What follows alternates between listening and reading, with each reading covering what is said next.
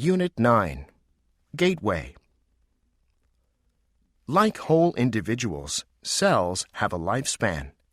During their life cycle, cell size, shape, and metabolic activities can change dramatically. A cell is born as a twin when its mother cell divides, producing two daughter cells. Each daughter cell is smaller than the mother cell, and except for unusual cases, each grows until it becomes as large as the mother cell was.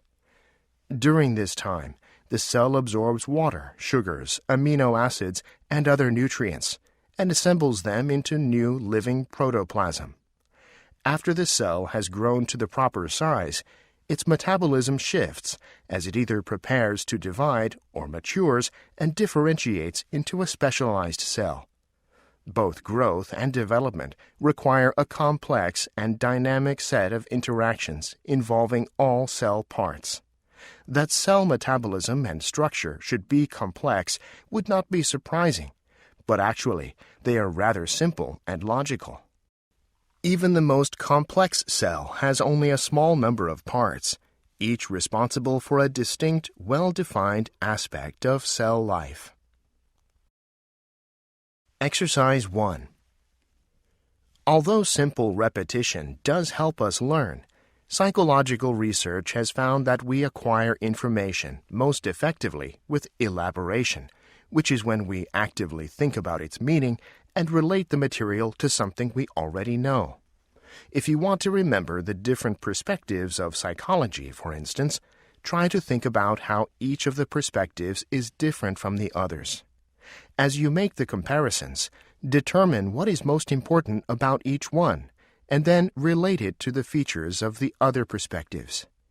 In an important study showing the effectiveness of elaborative encoding, Rogers, Kuiper, and Kirker found that students learned information best when they related it to aspects of themselves, a phenomenon known as the self-reference effect.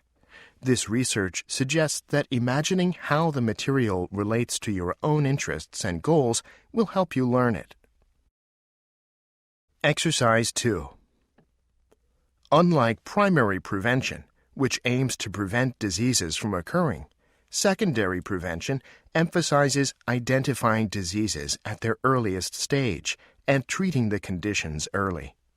Research suggests that when disease is detected early, there is a far greater chance of treatment with a successful outcome. The healthcare system is sometimes called the curative system due to its focus on detecting and treating disease. Examples of secondary prevention are plentiful in the United States because of the number of people with chronic conditions, including high blood pressure or high blood cholesterol. A person with either high blood pressure or blood cholesterol would be prescribed a drug that would help lower either his or her blood pressure or blood cholesterol.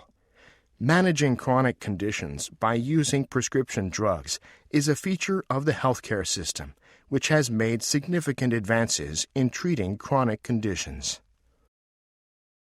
Exercise 3.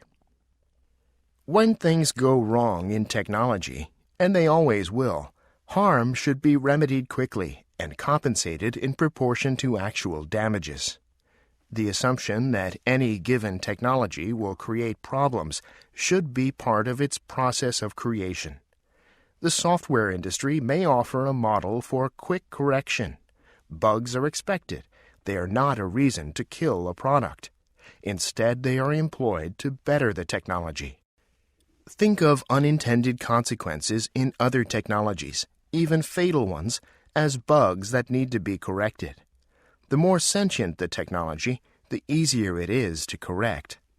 Rapid restitution for harm done, which the software industry does not do, would also indirectly aid the adoption of future technologies. But restitution should be fair. Penalizing creators for hypothetical harm or even potential harm degrades justice and weakens the system, reducing honesty, and penalizing those who act in good faith. Exercise 4. I remember when I started my architectural designing business. The hardest thing for me to do was establish a billing rate for my services. I had no real sense of my value from a billing standpoint. I remember approaching my first client with an agreement, and I told him that I would charge $50 an hour, which in 1991 terms was low. He said to me, "You're worth more than that. I'm going to pay you $75 an hour." And that's where I started. Some clients love hourly billing because they know what they can expect. Other clients hate it because they don't want you to have an open checkbook to bill all your hours no matter how inefficient you are. I understand both sides of the argument, but in the end, you should be paid for the value you bring to the table. The true negotiator knows how to express his value to clients in a way that they understand what it is that they're paying for. Exercise 5.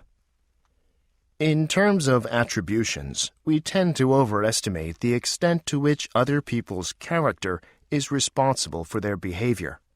However, we tend not to make that error when judging our actions. This bias has come to be known as the fundamental attribution error. The main reason why the fundamental attribution error exists appears to be the salience of other people in our perceptions. In other words, people tend to be the most interesting things around us, so we normally pay attention to what they are doing, rather than to what other objects in that field are doing, including ourselves. Because our attention tends to be directed toward other people, it is natural for us to give responsibility to those people when we explain their actions. We are not as likely to have our attention directed toward other things in the situation that could be influencing the person's actions. In particular, we cannot see ourselves, so we tend to ignore the effect that our own behavior has on others. Yet we are conscious of the effect other things in the situation, including other people, have on our own actions. Exercise 6.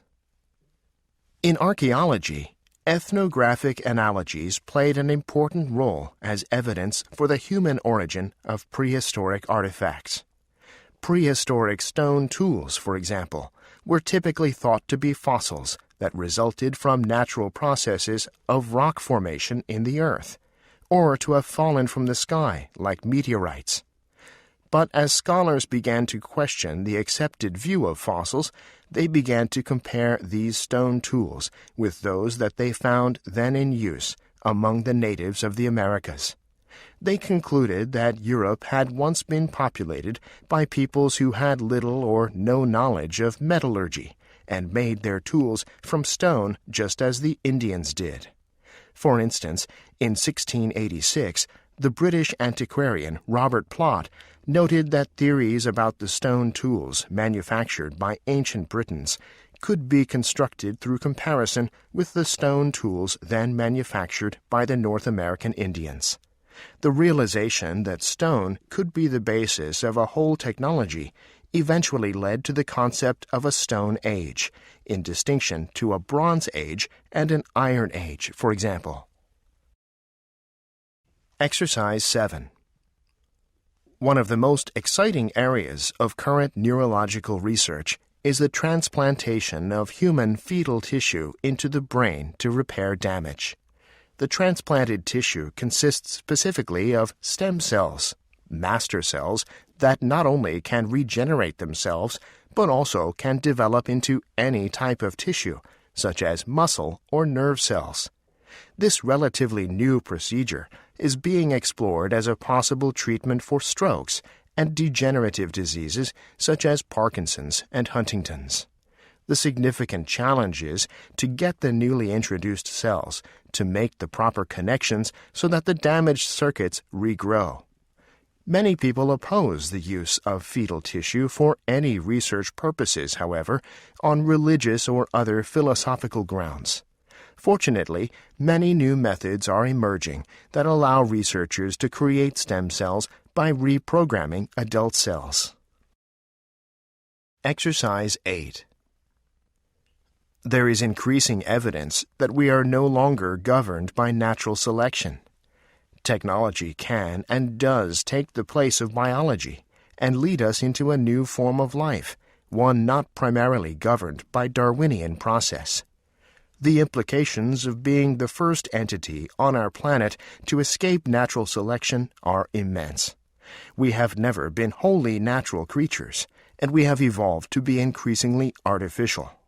Even if we should want it, escape from technology is no longer possible. It may in fact be that technology has escaped us. The inertia of the entire system of technological civilization is by now so immense that the sorts of choices left for us to make in the future are essentially trivial. The ride we are now on may be unsustainable, or it may not, but there are many reasons for believing that we are incapable of getting off. Either we crash or we continue our artificial rise. There is no soft landing into a quieter and more balanced world that utopian souls often dream of.